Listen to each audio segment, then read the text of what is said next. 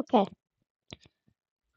From having your bones crushed by a dinosaur to watching a priest wear your skin like a costume, here's what it's like to die in every single time period. Now, before I start, I want to just say for my nerds watching this video, dinosaurs and humans did not live during the same time. And well, I know that. Okay, now pretend you are on the massive and only continent of Pangaea during the Mesozoic era, which for my slower little box heads watching this video was 66 million years ago. Thud. You feel a distant footstep and then another. Crack.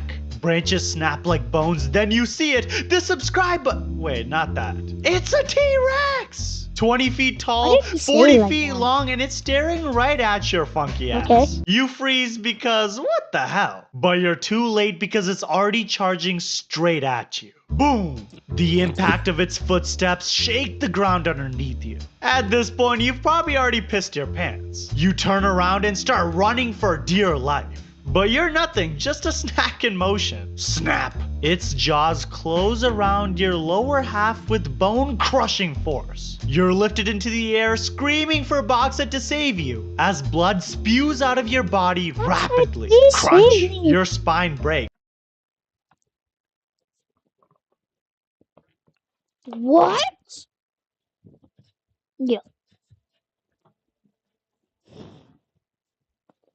There is no freaking way.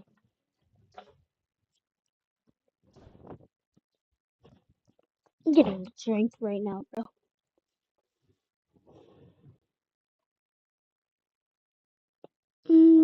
On the heart.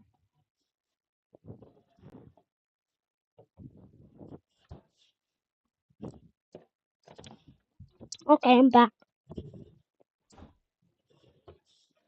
You're still alive when the teeth come down again, but this time through your chest. And then darkness. Now let's imagine you're a loyal servant in Pharaoh Khufu's household. During the very alive?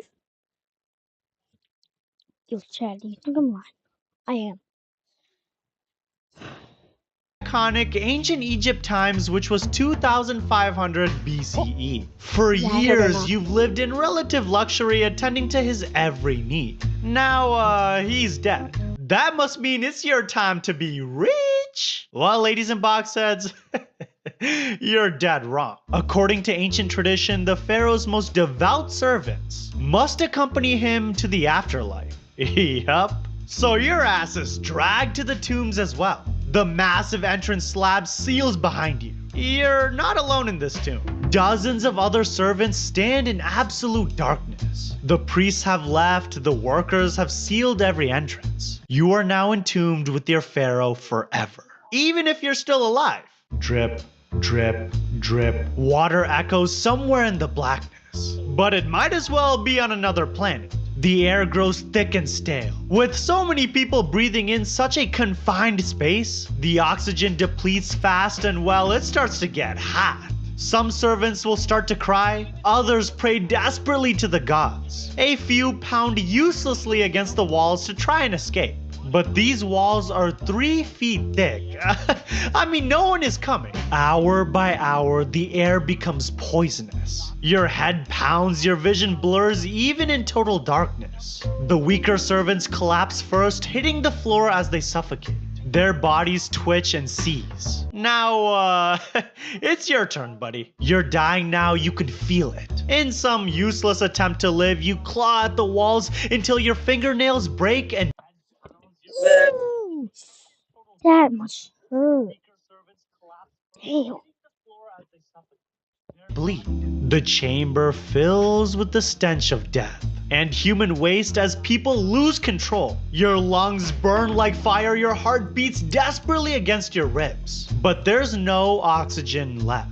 You sink to your knees, then collapse entirely. Dead just like the funky ass pharaoh next to you. Now let's travel to 1000 BCE, deep into ancient China. You are accused of treason against the emperor. The evidence is almost non-existent, but in ancient China, suspicion equals, well, guilt. The sentence is lingqi, which means death by 1,000 cuts. So they drag you to the execution platform in the city center. Hundreds of people gather to witness imperial justice. The executioner is a master craftsman. He's performed this ritual dozens of times and knows exactly how to keep you alive for maximum suffering. He sharpens his knife. You're tied to a wooden post, arms and legs spread wide. Now the executioner begins his work. The first cut is shallow, just a strip of skin from your chest. Ooh. Blood wells up, but it's nothing fatal. That's the entire point. Slowly, little ribbons of your flesh are peeled away from your body Wait, like what? apple skin. The crowd counts Yo, I each forgot to cut out talk a loud. little. 15, 16, forgot that I was 17. alive. No one shows mercy. A piece of your ear falls to the platform. Skin from your thigh curls away like a wood shaving.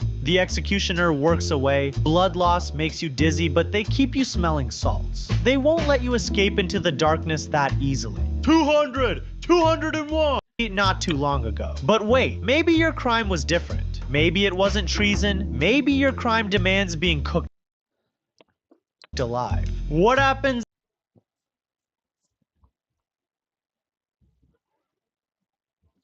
then? Well, I'll paint you a picture. There's a bronze cauldron large enough to hold a grown person. That person is going to be, well, you. Servants pile wood underneath while water fills the vessel. Steam begins rising from the surface. Your hands are tied. Guards hold you down as the temperature climbs toward boiling. The water reaches a violent boil. They lift you by your arms and legs. You struggle frantically, but it's useless. They drop you into the cauldron. The pain is instant. Every nerve in your body screams all at once. Your flesh cooks immediately. What? I don't want to look like that. The outer layer turns red, then white, then starts peeling away in sheets just like paint. You try to climb out, but the metal walls are too high and you're slippery with your own cooking flesh. Your muscles cook and contract. Next, your hair burns away completely.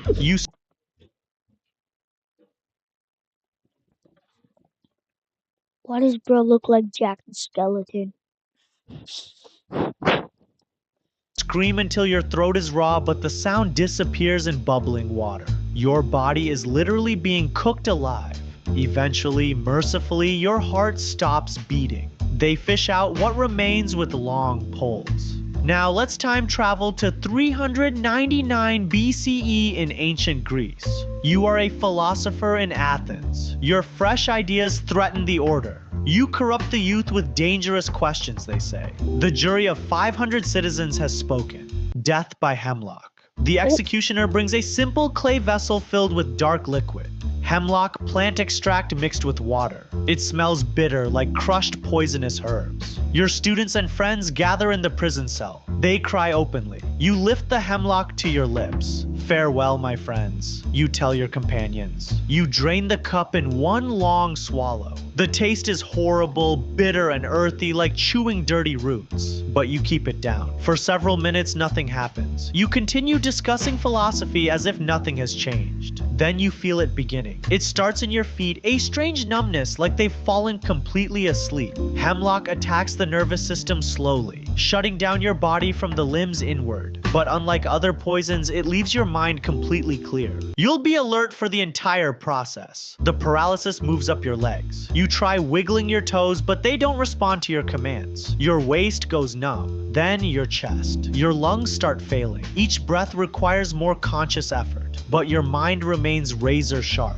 The poison is reaching my heart now, you note, as if you were conducting an experiment on yourself. Then the final stage begins. Your heart muscle, paralyzed like everything else, starts to fail. You close your eyes, you say your last words, your heart stops, your lungs stop moving. But let's say the mob decides your fate instead. How would that go? You'd be standing in the center of a crowd surrounded by hundreds of angry faces. The charges don't matter now: adultery, blasphemy, treason. The crowd wants blood. People bend down, selecting rocks. Some are small pebbles. Others are the size of a man's fist, jagged and sharp. There's no escape from them. Guards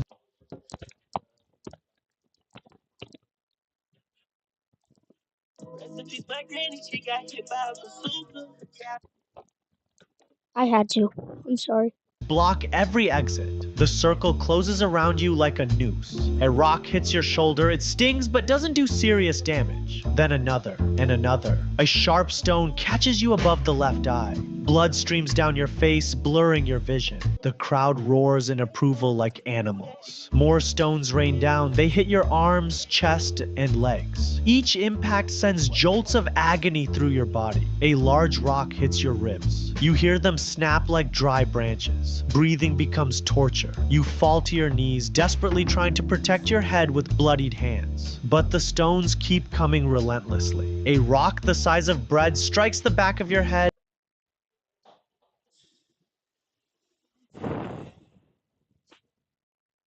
Okay, guys.